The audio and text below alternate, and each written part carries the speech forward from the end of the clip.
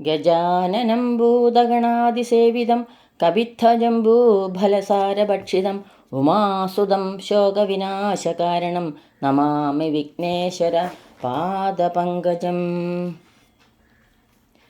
യാ കുന്ദേന്ദുതുഷാരഹാരധവള യാ ശുഭ്രവസ്ത്രാവൃത യാ വീണാവരദണ്ഡമണ്ഡിതകര യാ ശ്വേതപദ്മാസന യാ ബ്രഹ്മാച്യുതശങ്കര പ്രഭൃതിഭിः ദേവൈः സദാ പൂജിത സാ മാം പാതു സരസ്വതി ഭഗവതി നിശേഷജാഡ്യാപഹ. ഗുരുർബ്രഹ്മ ഗുരുർവിഷ്ണു ഗുരുർദേവോ മഹേശ്വര ഗുരുസാക്ഷാത് പരബ്രഹ്മ തസ്മൈ ശ്രീ ഗുരവേ നമഃ.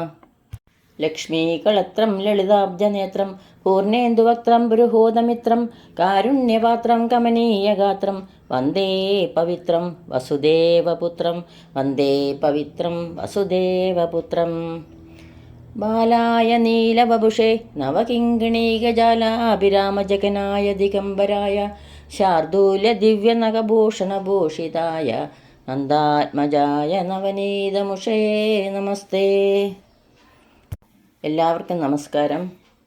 ലീലാശുകകവി ശ്രീ വില്യമംഗലം സ്വാമിയാർ രചിച്ച മാധവലീലകളുടെ മധുര മനോഹരമായ ശ്രീകൃഷ്ണ കർണാമൃതം, അതിൽ 2-ാം സർഗത്തിൽ 91 മുതൽ 95 കൂടിയ ശ്ലോകങ്ങളാണ് ഇന്നിവിടെ സ്മരിക്കുന്നത്. ശ്ലോകം 91. മദമയ മദമയ ദുരഗം യമുനാവതീര്യ വീര്യശാലീയ മമരതി മമരതിരസ്കൃതി ശമനപര സക്രിയാൽ കൃഷ്ണ.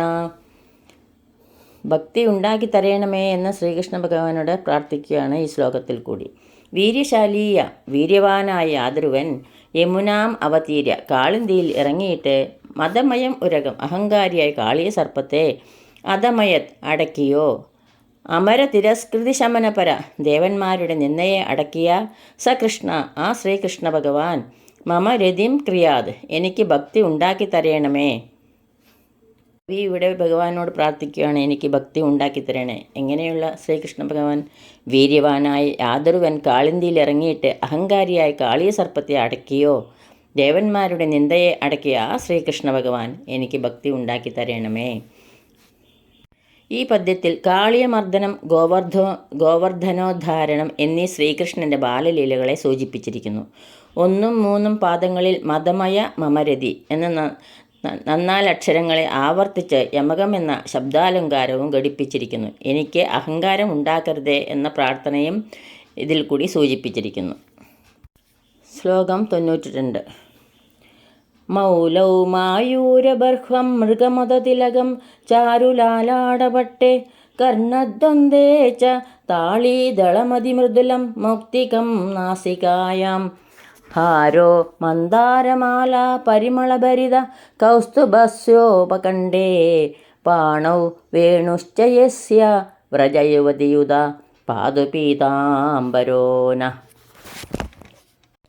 യസ്യ മൗലൗ യാതൊരു ഭഗവാന്റെ മുടിയിൽ മായൂരബർഹം ലാലാടപട്ടെ മയിൽപ്പീലിയും നെറ്റിപ്പട്ടത്തിൽ ചാരു മൃഗമത തിലകം ഭംഗിയുള്ള കസ്തൂരിപ്പൊട്ടും കർണദ്വന്ദ്വേ 2 കാതിലും അതിമൃദുലം താളീദളം ച ഏറ്റവും ആർദ്രമുള്ള കാതിലോലയും നാസികായാ മൗക്തികം മൂക്കിൽ മുത്തുമണിയും കൗസ്തുഭസ്യ ഉപകണ്ഠേ കൗസ്തുഭരത്നത്തിൻ്റെ സമീപത്തിൽ മന്ദാരമാല പരിമളഭരിത മന്ദാരമാലയുടെ മണം വിങ്ങിയ ഹാര മുത്തുമാലയും പാണോ വേണൂച്ച കയ്യിൽ ഓടക്കുഴലുമുണ്ടോ വ്രജ യുവതിയുത ഗോപസുന്ദരിമാരോട് കൂടിയ സ പീതാംബര ആ മഞ്ഞപ്പട്ടുടുത്ത ശ്രീകൃഷ്ണൻ ന പാതു നമ്മളെ രക്ഷിക്കട്ടെ.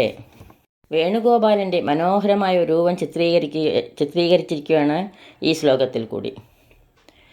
യാതൊരു ഭഗവാന്റെ മുടിയിൽ മയിൽപ്പീലിയും നെറ്റിത്തടത്തിൽ ഭംഗിയുള്ള കസ്തൂരിപ്പൊട്ടും 2 കാതിലും ഏറ്റവും ആർദ്രവുമുള്ള കാതിലോലയും മൂക്കിൽ മുത്തുമണിയും കൗസ്തുഭരത്നത്തിൻ്റെ സമീപത്തിൽ മന്ദാരമാലയുടെ മണം തോടുകൂടിയ മുത്തുമാലയും കയ്യിൽ ഓടക്കുഴലുമുണ്ടോ ഗോപസുന്ദരിമാരോട് കൂടിയ ആ മഞ്ഞപ്പട്ടുടുത്ത ആ മരതകവർണ്ണനെ ആ ശ്രീകൃഷ്ണ ഭഗവാൻ നമ്മളെ രക്ഷിക്കട്ടെ എന്ന് കവി പ്രാർത്ഥിക്കുന്നു ഈ ശ്ലോകത്തിൽ കൂടി. ശ്ലോകം 93. മുരാരിണാവാരി വിഹാരകാലേ മൃഗേക്ഷണാനാമുഷിതാം ശുഗാനാം കരദ്വയം വാ കജസംഹതിർവാ പ്രമീലനം വാ പരിധാനമാസീത്. വാരിവിഹാരകാലെ ജലക്രീഡ ചെയ്യുന്ന സമയത്ത് മുരാരിണ ശ്രീകൃഷ്ണൻ മുഷിതാംശുകാന ആരുടെ വസ്ത്രങ്ങൾ അപഹരിച്ചുവോ മൃഗേക്ഷണാനം ആ ഗോപസ്ത്രീകൾക്ക് കരദ്വയം വ ഇരു കൈകളോ കജസംഹതി വ തഴച്ച തലമുടിയോ പ്രമീലനം വ കണ്ണടയ്ക്കലോ പരിധാനം ആസീദ് ഉടുപ്പുടവയായത്. ഗോപികാ വസ്ത്രാപഹരണ കഥയാണ് ഈ ശ്ലോകത്തിലൂടെ സൂചിപ്പിക്കുന്നത്. ശ്രീകൃഷ്ണദാസ്യം കൊതിച്ച് അനുരക്തകളായിത്തീർന്ന ഗോപസുന്ദരിമാർ ഒരു മാസക്കാലം പ്രഭാതത്തിൽ കാളിന്തിയിൽ ചെന്ന് കുളിച്ച് കാർത്യായനി വ്രതം അനുഷ്ഠിക്കുകയുണ്ടായി. ആ വ്രതം അവസാനിപ്പിച്ച ദിവസം ആ ഗോപികമാരെല്ലാം കുറച്ചു സമയം കാളിന്തിയിൽ നീന്തിക്കളിക്കണമെന്ന് തീർച്ചപ്പെടുത്തി. തങ്ങൾ ഉടുത്തിരുന്ന വസ്ത്രം കരയ്ക്കഴിച്ചു വെച്ച് എല്ലാവരും കാളിന്തി ജലത്തിലിറങ്ങി നീന്തിക്കളിക്കുവാൻ തുടങ്ങി. ആ സമയത്ത് ശ്രീകൃഷ്ണൻ അവിടെ എത്തി. അവിടെ കരയ്ക്കിരുന്ന ഗോപികമാരുടെ വസ്ത്രമെല്ലാം അവരറിയാതെ എടുത്ത് അവിടെയുള്ള ഒരു മരത്തിൻ്റെ കൊമ്പത്ത് കയറ്റിവെച്ച് അവിടെ ഇരിപ്പായി.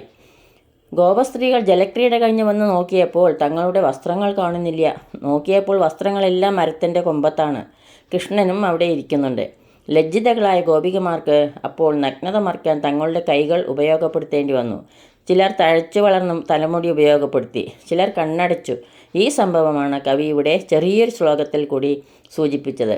ഒടുവിൽ കൃഷ്ണൻ വസ്ത്രമെല്ലാം അവർക്ക് എറിഞ്ഞു കൊടുക്കുകയും ചെയ്തു. കൃഷ്ണൻ്റെ ഒരു ബാലചാബല്യം ഇതിലൂടെ വ്യക്തമാക്കുന്നത് നഗ്നകളായി ജലത്തിൽ ഇറങ്ങരുത് എന്നുള്ള ഉപദേശമാണ് ഭഗവാന്റെ ലക്ഷ്യം. ശ്ലോകം 94. യാസാം ഗോപാംഗനാനാം ലസദസിതധരാലോലലീലാകടാക്ഷ എന്നാസാചാരുമുക്താമണിരുചി നികര വ്യോമഗംഗാപ്രവാഹേ മീനായന്തേപി താസാം അതിരപസലസച്ചാരുനീലാളകാന്ത ഭൃംഗായന്തേ യദംഘ്രിദ്വയസരസിരുഹേ പാദുപീതാംബരോന. യാസാം ഗോപാംഗനാനാം ഏത് ഗോപസ്ത്രീകളുടെ ലസദസിതധരാലോല ലീലാകടാക്ഷ ശോഭിക്കുന്നവയും ഏറ്റവും കറുത്തവയും ഇളകുന്നവയ ലീലാകടാക്ഷങ്ങൾ എന്നാസാ ചാരുമുക്താമണി ഏത് കൃഷ്ണൻ്റെ സുന്ദരമായ മൂക്കിലണിഞ്ഞ മുത്തുമണിയുടെ രുചി നികര വ്യോമ ഗംഗാപ്രവാഹേ കാന്തിജാലമാകുന്ന ആകാശ ഗംഗാപ്രവാഹത്തിൽ മീനായന്തേ മത്സ്യങ്ങളെപ്പോലെ ആയിത്തീരുന്നുവോ താസാം ആ ഗോപസ്ത്രീകളുടെ അതിരഭസ രസച്ചാരു നീലാളകാന്ത അതിവേഗത്തിൽ ചലിക്കുന്ന ഭംഗിയുള്ള കറുത്ത കുറുനിരകൾ യദംഘ്രിദ്വയ സരസിരുഹേ ഏത് കൃഷ്ണൻ്റെ തൃക്കാലിണിയാകുന്ന താമരപ്പൂവിൽ ഭൃംഗായന്തേ വണ്ടുകളെപ്പോലെ ആയിത്തീരുന്നുവോ സ പീതാംബര ആ മഞ്ഞപ്പട്ടൊടുത്ത ശ്രീകൃഷ്ണൻ ന പാതു ഞങ്ങളെ രക്ഷിക്കണമേ. അതിശയോക്തി പ്രധാനമായ ഒരു ശ്ലോകമാണിത്. ഏതു ഗോപസ്ത്രീകളുടെ ശോഭിക്കുന്നവയും ഏറ്റവും കറുത്തവയും ഇളകുന്നതുമായ ലീലാകടാക്ഷങ്ങൾ ഏത് കൃഷ്ണൻ്റെ സുന്ദരമായ മൂക്കിലണിഞ്ഞ മുത്തുമണിയുടെ കാന്തിജാലമാകുന്ന ആകാശ ഗംഗാപ്രവാഹത്തിൽ മത്സ്യങ്ങളെപ്പോലെ ആയിത്തീരുന്നുവോ ആ ഗോപസ്ത്രീകളുടെ അതിവേഗത്തിൽ ചലിക്കുന്ന ഭംഗിയുള്ള കറുത്ത കുറുനിരകൾ ഏത് കൃഷ്ണൻ്റെ തൃക്കാലിണയാകുന്ന താമരപ്പൂവിൽ വണ്ടുകളെപ്പോലെ ആയിത്തീരുന്നുവോ ആ മഞ്ഞപ്പട്ടുടുത്ത ശ്രീകൃഷ്ണൻ ഞങ്ങളെ രക്ഷിക്കണമേ. ഗോപസ്ത്രീകളുടെ കറുത്ത കടാക്ഷങ്ങൾ മത്സ്യങ്ങൾ പോലെ, കൃഷ്ണൻ്റെ മൂക്കിലണിഞ്ഞ മുത്തിൻ്റെ വെളുത്ത കാന്തി ആകാശഗംഗാപ്രവാഹം പോലെ. ഗോപസ്ത്രീകളുടെ കുറുനിരകൾ വണ്ടുകളെപ്പോലെ, കൃഷ്ണൻ്റെ കാലിണ ചെന്താമരപ്പൂ പോലെ ഇവിടെ വർണ്ണിച്ചിരിക്കുന്നു. ഗോപസ്ത്രീകൾ കൃഷ്ണൻ്റെ മുഖത്ത് നോക്കുകയും കൃഷ്ണപാദാരവിന്ദങ്ങളിൽ നമസ്കരിക്കുകയും ചെയ്തുവെന്ന താൽപ്പര്യം. കടാക്ഷ മത്സ്യങ്ങളെ ഗംഗാപ്രവാഹത്തിൽ നീന്തിച്ച് കുറുനിര വണ്ടുകളെ തൃപ്പാദ താമരപ്പൂവിൽ ആക്കുകയും ചെയ്തു. അത്യുക്തിമയമായ ഒരു ശ്ലോകം. ശ്ലോകം 95. യത് വേണുശ്രേണിരൂപസ്ഥിതസുഷിരമുഖോദ്ഗീർണനാദപ്രഭിന്ന ഏണാക്ഷ്യസ്തൽക്ഷണേന ത്രുടിത നിജപതി പ്രേമബന്ധാ ബഭൂവു അസ്തവ്യസ്താളകാന്ത സ്ഫുരത ദരകുജ ദ്വന്ദ്വനാഭീപ്രദേശ കാമാവേശപ്രഗൽഭ പ്രകടിതപുളക പാദപീതാംബരോന. ശ്രീകൃഷ്ണനെ ഓടക്കുഴൽ വിളി കേട്ട് കാമാവേശം പൂണ്ട ഗോപസ്ത്രീകളെ ഈ ശ്ലോകത്തിൽ കൂടി വർണ്ണിക്കുന്നു. യദ്വേണു ശ്രേണി രൂപസ്ഥിത സുഷിര മുഖോദ്ഗീർണനാദപ്രഭിന്ന. ഏതൊരു ശ്രീകൃഷ്ണൻ്റെ ഓടക്കുഴലിന്മേലുള്ള നിരന്ന തുളകളിൽ നിന്ന് പൊങ്ങുന്ന നാദം കേട്ട് ഹൃദയവികാരം വർദ്ധിച്ചിട്ടാണോ ഏണാക്ഷ്യ ഗോപസുന്ദരിമാർ തൽക്ഷണേന ത്രുഴിത നിജപ്രതി പ്രേമബന്ധ ഉടനെ തങ്ങളുടെ ഭർത്താക്കന്മാരുടെ പ്രേമബന്ധം ഉപേക്ഷിച്ച് അസ്തവ്യസ്താളകാന്ത ചിന്നിച്ചിതറിയ കുറുനിരകളോടും സ്ഫുരതധര കുജദ്വന്ദ് നാഭിപ്രദേശ ചലിക്കുന്ന ചുണ്ടുകളോടും നാഭിപ്രദേശത്തോടും കൂടിയവരുമായിട്ട് കാമാവേശ പ്രഗത്ഭ പ്രകടിത പുളകാബഭൂ.